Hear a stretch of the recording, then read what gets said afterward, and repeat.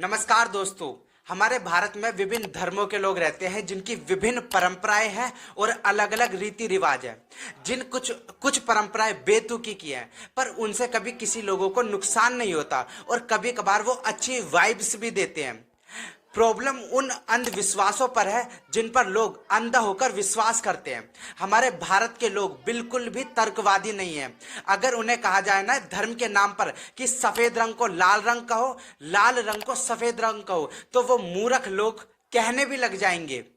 आज की वीडियो में हम भारत से जुड़े कई अंधविश्वासों पर बात करेंगे, पर मैं यहाँ पहले कहना चाहूंगा कि मेरा इंटेंस किसी को भी धार्मिक रूप से हर्ट करने का नहीं है। जो भी कहूंगा वो फैक्ट के आधार पर कहूंगा। साथ में एक बात और कहना चाहूंगा कि मैंने इन पाखंडियों पर एक वीडियो बनाई थी जिसको 98% लोगों ने पसंद करा था और टोटली 10K व्यूज भी उससे भी ज्यादा हो चुके हैं। पर 2% लोगों ने मुझे मेरी एजुकेशन क्वालिफिकेशन पर ही आवाज उठाने लगे। अब मैं यहाँ पहले बिलीव के तौर पर ही अपनी एजुकेशन क्वालिफिकेशन बता दूं। मैंने 12th क्लास में स्कूल टॉपर लिस्ट में शामिल हुआ था और हिस्ट्री में मैंने अपना स्कूल टॉप करा था। मैंने ग्रेजुएशन में हिस्ट्री ऑनर्स करी थी और फर्स्ट डिवीजन से पास हुआ था। Master of arts in history करी है, मतलब कि एमए मैंने हिस्ट्री ऑनर्स में करा है।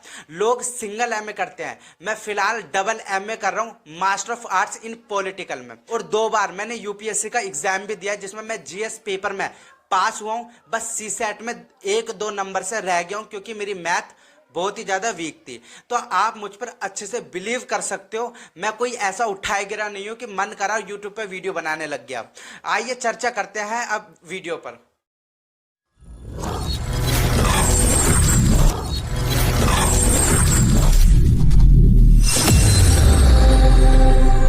पहला अंधविश्वास है पर्दा प्रथा।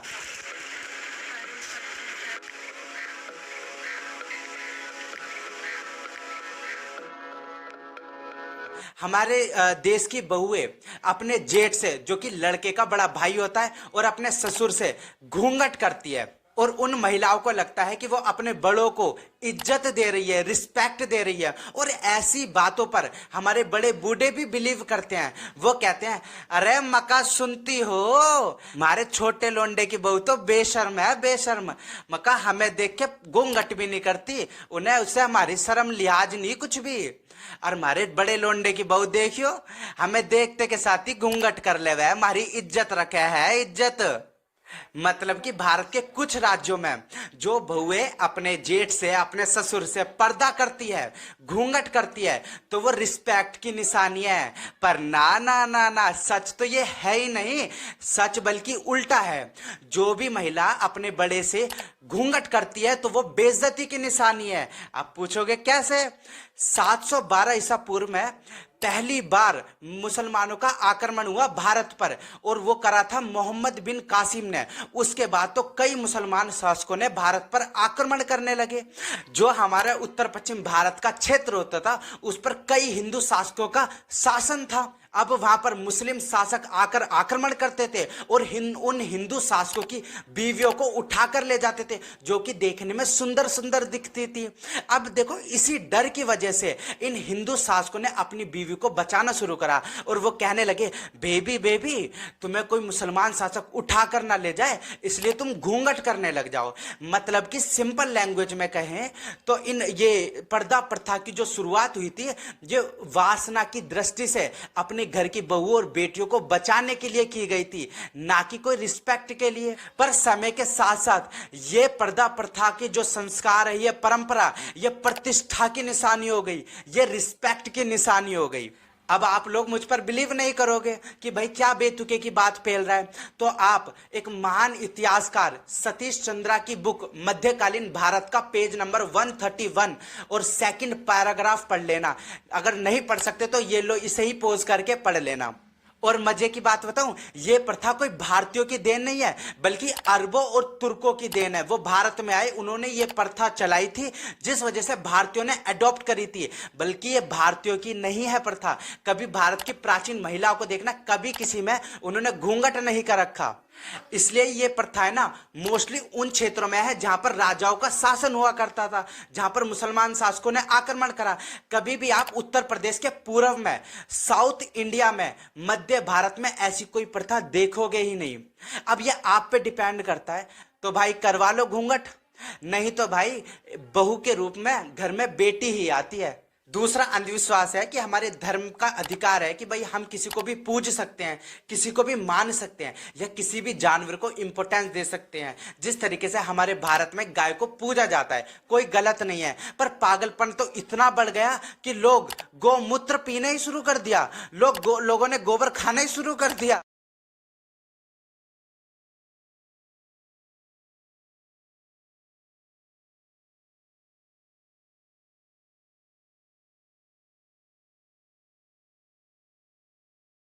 पर क्या आपको पता है कि गाय का मूत्र भी इंसान की मूत्र की तरह ही नॉर्मल होता है?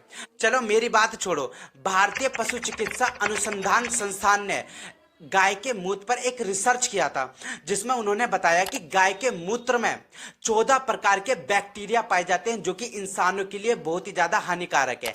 अगर मानव उन्हें कंजम्पशन करते हैं उनका, तो उनको पेट में इन्फेक्शन होने की बीमारी हो सकती है। बट फिर भी कुछ लोग गाय का मूत्र पीते भी हैं। बट चलो मैं भी यहाँ गलत हो सकता हूँ, ये रिपोर्ट भी गलत हो सकती है, पर क्या हमारे माननीय सुप्रीम कोर्ट के न्यायाधीश भी गलत होंगे? गाय को मैं घोड़ा और कुत्ता से ज्यादा नहीं मानता हूँ, जानवर है। अब कुछ गधे घोड़े लोग भी जो गाय का मूत्र पीते हैं, वो मेरी कमेंट पर आकर पक्का गाली बकने वाले हैं, और जिसके लिए मैं रेडी हूं, और तुम्हें भी पता लग जाएगा कौन कौन गाय का मूत्र पीता है। तीसरा अंधविश्वास है, ये मोस्टली सारा मुसलमानों में है। देखो मुसलमानों में एक अंधविश्वास माना जाता है कि जब भी रोड पर काली बिल्ली काट जाए रास्ता, तो उसे आगे नहीं जाना चाहिए। मतलब क्या बेतुके की बात है, काली बिल्ली भी एक नॉर्मल जानवर होती है, अगर वो रास्ता काट जाए तो हम उससे आगे ही ना निकले। और मुसलमानों में एक दूसरी भी अंधविश्वास है, वो यह है कि चप्पल अगर जो उल्टी हो जाए तो वो अशुभ माना जाता है। क्या सच में कोई निर्जीव वस्तु चप्पल उल्टी हो जाए तो वो हमें इतनी हानि पहुंचा सकती है? ये तो सच में ही बेतुके की बात हो रही है। देखो मुसलमानों में ही चौथा अंधविश्वास है, वो लोग मानते हैं कि ज्यादा बच्चे पैदा करना अल्लाह द्वारा दी गई रिस्पॉन्सिबिलिटी है, जिनको उन्हें निभाना पड़ेगा। हो चुका है। शफीकुर रहमान ये कह रहे हैं कि जो बच्चा है वो अल्लाह की देन है, इस पे क्या कहना चाहिए? तो बच्चा तो अल्लाह की देन ही है। आप देखिए कितने लोग हैं बच्चे पैदा ही नहीं होते। अगर बच्चे पैदा हो रहे होते मोदी, और ये लोग बच्चे पैदा करते करते कभी भी अपनी आर्थिक स्थिति नहीं देखते, जिस वजह से इनके बच्चे गरीब रह जाते हैं, जिस वजह से इनके बच्चे पढ़ नहीं पाते क्योंकि पैसा ज्यादा लगता है। पीएलएफएस के अनुसार मुसलमानों में सिर्फ 77% लोग ही शिक्षित हैं और बाकी नहीं है। भाई क्यों नहीं है? क्योंकि वो इस चीजों पे बिलीव करते हैं। अब जब खुद गरीब होंगे तो वो अपने बच्चों को कहां से पढ़ा पाएंगे? पांचवा अंधविश्वास है, बेटा सुन। हाँ माँ क्या हुआ? बेटा कल से तेरा मासिक धर्म शुरू होने वाला है, तो तेरा पूजा करना बंद, तेरा मंदिर में जाना बंद। क्यों माँ, क्या रीजन है? रीजन वो क्या होता है भाई? हमें नहीं पता, हमारे तो पूर्वजों ने बता दिया जब मासिक धर्म शुरू हो जाए पूजा करना बंद, मंदिर में जाना बंद। रीजन नहीं पता हमें, पर बेटा अनुज सर बताएंगे। ऐसी बातें हमारे घर की माँ बहनों ने काफी बार सुना होगा। हमारे भारत देश में मासिक धर्म को एक प्रदूषण की नजरिए से देखा जाता है। महिलाओं को पीरियड के टाइम पर रिस्ट्रिक्ट कर दिया जाता है, मंदिरों में जाना, पूजा करना बंद कर दिया जाता है। पर इसके पीछे का मिथ किसी को नहीं पता। आज मैं पहले इसके पीछे का मिथ बताऊंगा।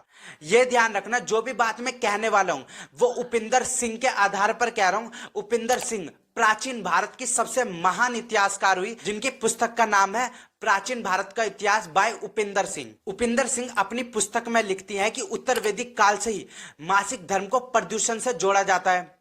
मासिक धर्म के समय महिला यज्ञों में भाग नहीं ले सकती थी, महिला पवित्र अनुष्ठानों में भाग नहीं ले सकती थी।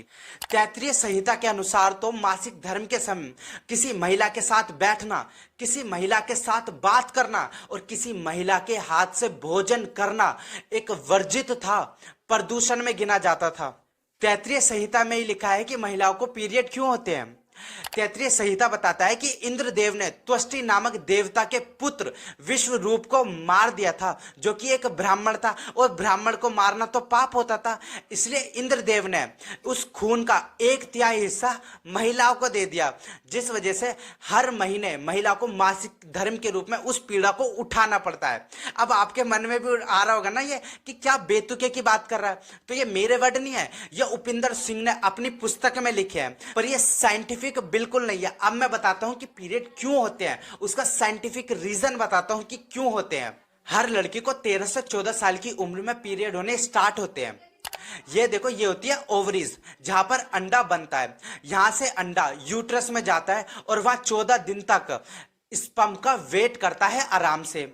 इसीलिए ही यूट्रस 14 दिन तक आराम से अंडे की रखवाली करने के लिए अपने इस क्षेत्र पर ही एक खून की मोटी परत बनाता है, जिसको एंडोमेट्रियम कहते हैं। पर जब 14 दिन तक अंडों को स्पर्म नहीं मिलता तो दिमाग कहता है कि अब ये अंडा बेकार है, दूसरा नया अंडा आएगा, तो इसलिए इसको निकालना पड़ता है। अब उसी अंडे को निकालने के लिए जो यूट्रस होता है अपने अंदर खींचतान बनाता है, खींचतान करता है, और जिस वजह से ये मोटी परत होती है ये उखड़ने लगती है। मतलब कि ये खून जो जमा हुआ होता है वो निकलने लगता है और ये अंडे को साथ में लेके आता है।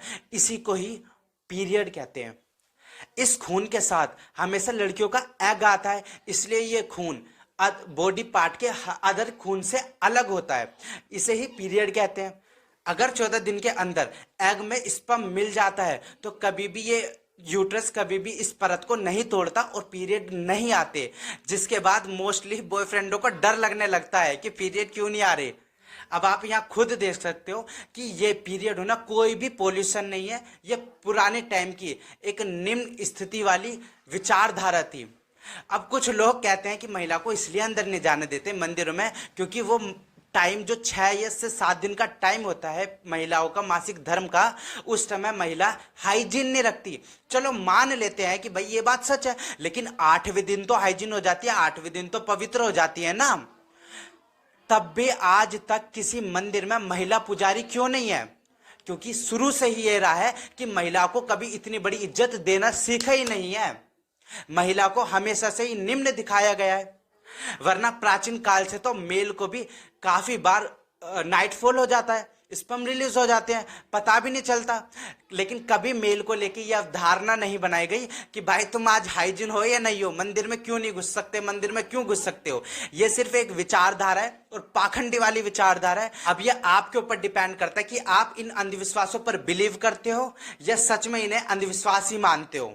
अब मैं यहाँ एक बात कहना चाहूंगा कि देखो, परंपरा हमेशा अच्छी होती है, पर परंपरा को हमेशा समय के साथ बदलना चाहिए। आज की वीडियो हम यही खत्म करते हैं। अगर आपको ये वीडियो अच्छे लगे तो प्लीज इस वीडियो को लाइक कर देना, और ऐसे ही और भी वीडियो देखने के लिए प्लीज मेरे यूट्यूब चैनल को सब्सक्राइब कर लेना। Thank you so much.